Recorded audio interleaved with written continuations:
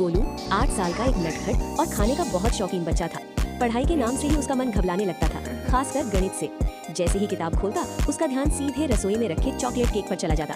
एक दिन गोलू अपने कमरे में बैठा गणित के सवाल हल करने की कोशिश कर रहा था। उसने आह भरते हुए सोचा, काश कोई मेरे बदले मेरा होमवर्क कर देता तो कितना अच्छा होता। तभी अचानक उसके कमरे की दीवार से एक आवाज आई, गोलू, मैं तुम्हारी मदद कर सकती हूँ। ये सुनते ही गोलू डर के मारे उछल पड़ा।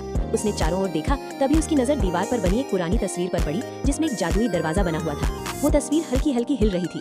दीवार ने कहा, मैं तुम्हारा सारा होमवर्क एक पल में पूरा कर दूंगी, लेकिन बदले में मुझे तुम्हारे टिफिन का पराठा चाहिए। गोलू थोड़ा हिचकिचाया, लेकिन होमवर्क से बचने का लालच ज्यादा था।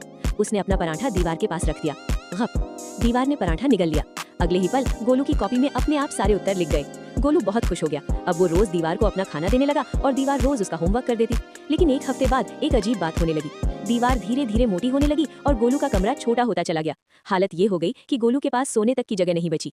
तभी गोलू के पालतू चूहे चिंटू ने, जो हमेशा चश्मा लगाए हटता था, उसे इशारे से समझाया। गोलू को अपनी गलती समझ में आ गई। वो बोला, मुझे आसान रास्ता नहीं अपनाना चाहिए था। गोलू ने दीवार से कहा, मुझे अपना पराठा वापस नहीं चाहिए, अब मैं खुद पढ़ना चाहता हूँ ताकि तुम इतनी मोटी न हो जाओ। जैसे ही गोलू ने खुद कलम उठाई और पहला सवाल हल किया, दीवार धीरे धीरे अपनी पुरानी जगह पर लौट गई और फिर से पतली हो गई। कमरा भी पहले जैसा हो गया। उस दिन गोलू ने सीख लिया कि मेहनत का कोई छोटा रास्ता नहीं होता और जो काम खुद किया जाए वही सबसे अच्छा होता है। सीख, शॉर्टकट हमें थोड़ी देर की खुशी देता है, लेकिन मेहनत हमें हमेशा आगे बढ़ाती है।